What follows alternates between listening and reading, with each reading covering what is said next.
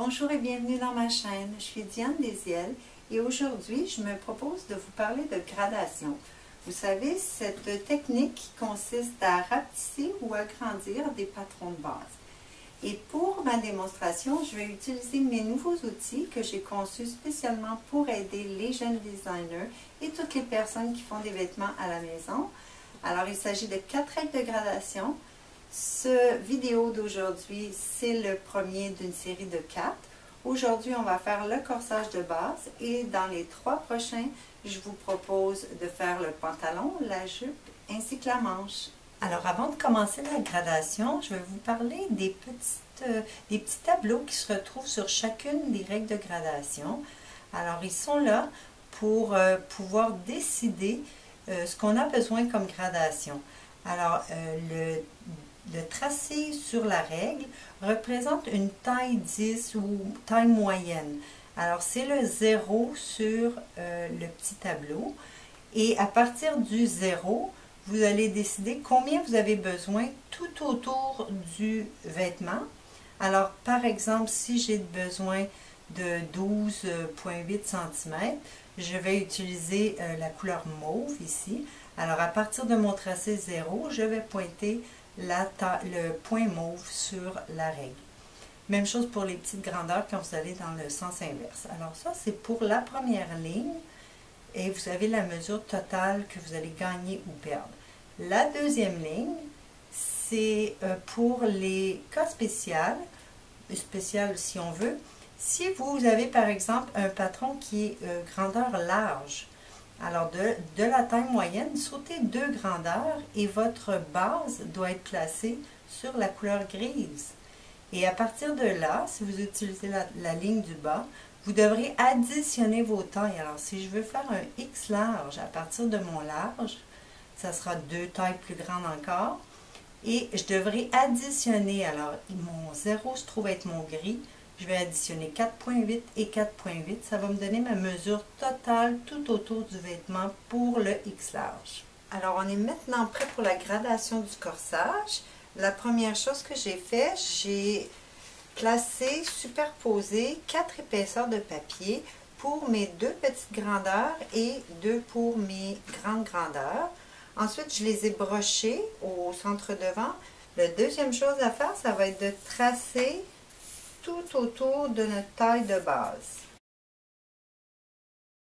Ensuite, ce que je vais vous demander de faire, c'est de vous indiquer sur le gabarit et sur le papier un point à grader au niveau de la carrure, c'est-à-dire un peu en haut du cran d'emmanchure. Alors, on est prêt à commencer la gradation. Alors, ce qu'on doit faire, c'est superposer le tracé de la règle sur le tracé du papier. Et ça, sur chaque point qu'on veut grader. Alors moi, j'ai l'habitude de commencer au premier point, à la médiane si vous voulez. Alors à l'encolure épaule, c'est le premier point qui doit être gradé. Et de continuer tout le tour afin de ne pas oublier aucun des points à grader. Alors ce qu'on fait, c'est qu'on vient se placer le tracé sur le tracé. On positionne notre outil parallèle avec le droit fil existant et on vient pointer simplement les tailles qu'on veut grader. Alors dans ce cas-ci, je saute de 2 tailles pour faire le large et de 2 autres tailles pour le X large vers les petites grandeurs, 2 tailles pour le small et 2 tailles pour le X small. Le deuxième point à grader va être la pince d'épaule. Alors, la gradation se retrouve sur un côté de la pince, mais elle se positionne sur les deux. Alors, on utilise exactement la même gradation. Encore une fois, on se place le tracé sur le point à grader. On pivote la règle de façon à ce qu'elle soit parallèle à notre droit fil. Et on pointe les tailles. Une deuxième fois. Le troisième point à grader est le point épaule emmanchure. Alors, je superpose les 2 points. Encore une fois, l'outil parallèle au droit fil. et les 4 grandeurs. Le point suivant, c'est le petit point que je vous ai demandé d'ajouter à la carrure. Alors, on le retrouve aussi sur l'outil. On va venir le positionner, placer l'outil parallèle et pointer les 4 grandeurs. Alors, pour le prochain, une vue plus rapprochée, on va grader le point de sous-bras, encore une fois en superposant les deux tracés. Sur ce point, vous avez deux gradations. La gradation verticale pourra servir pour certains modèles comme pour les tailleurs avec les pièces latérales. Et aussi, c'est un point 3 par taille, alors je les utilise pour grader mes cols. Alors, pour le corsage, on utilisera la ligne diagonale. On superpose, on place l'outil parallèle et on indique nos 4 grandeurs.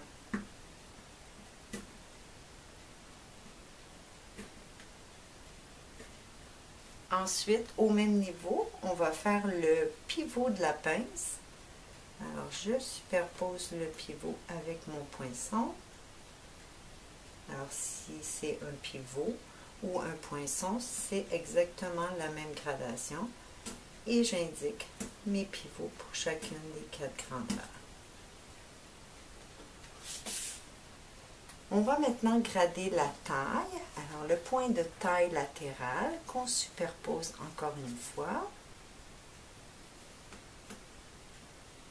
En positionnant l'outil parallèle au droit fil et on indique les 4 grandeurs.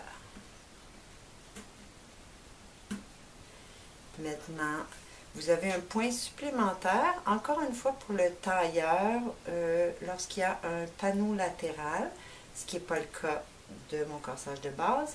Alors, je vais sauter tout de suite au suivant qui est la pince de taille et je vais utiliser la même gradation pour les deux côtés, les deux crans de la pince. Ensuite, le dernier point de la taille, c'est le point vertical de la médiane. Alors, on le positionne et on vient pointer nos 4 grandeurs. Et voilà, la gradation est terminée. Alors, avant de séparer nos papiers, on va venir tracer à la roulette à tracer les médianes pour une petite distance et l'encolure, le début d'encolure, parce que ces deux lignes sont des lignes qui appartiennent à toutes les grandeurs. Ensuite, on va pouvoir séparer nos papiers et on va commencer avec la grande grandeur.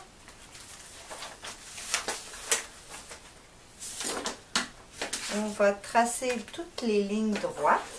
Alors, à commencer par la médiane. Et je continue avec les points d'épaule que je relie. Première section de l'épaule, deuxième section de l'épaule. Ensuite, on se déplace à la latérale. Puis à la taille, les deux sections de la taille qui sont en ligne droite. Pour le reste du tracé, on va utiliser le gabarit. Alors, je repositionne le gabarit et je trace le début de l'encolure.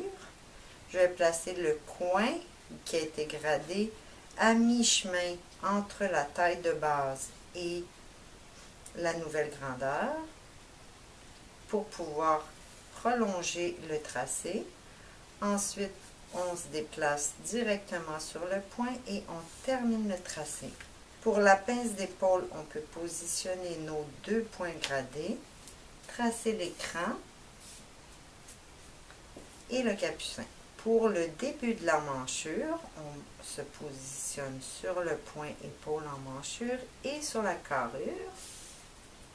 Maintenant, un peu plus près pour la courbe d'emmanchure, c'est la partie la plus difficile à tracer, mais si on suit les directives, ça devrait très bien aller. Alors, on positionne le coin sous bras entre la grandeur de base et la nouvelle grandeur et on touche le point de carrure.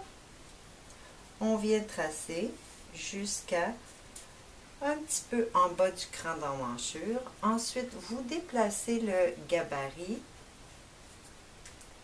doucement vers la destination finale du point du sous-bras et on trace à petits coups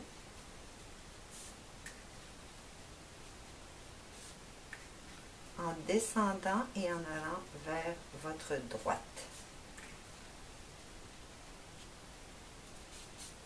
Alors l'important, c'est de ne pas utiliser votre gabarit comme un outil directement parce que l'emmanchure va creuser vers le bas et on veut qu'elle garde généralement la même forme.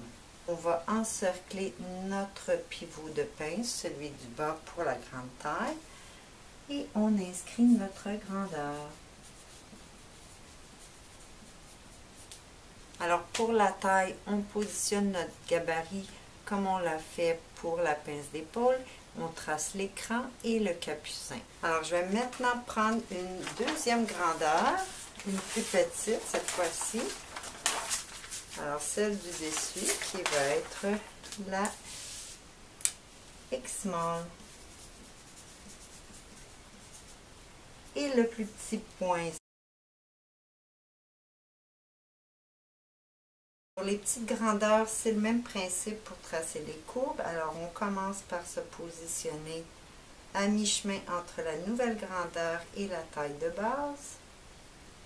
Et on trace une partie de l'encolure. Ensuite, on se déplace le point final et on finit le tracé.